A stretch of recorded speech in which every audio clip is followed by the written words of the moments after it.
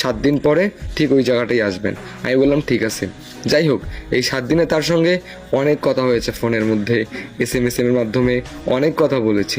মানে কেমন যেন একটা না মায়া সৃষ্টি হয়েছে। সেই মেয়েটাকে কিন্তু আমি কখনো দেখিনি, শুধু তার নামটাই জানি, তার নামটা রিয়া।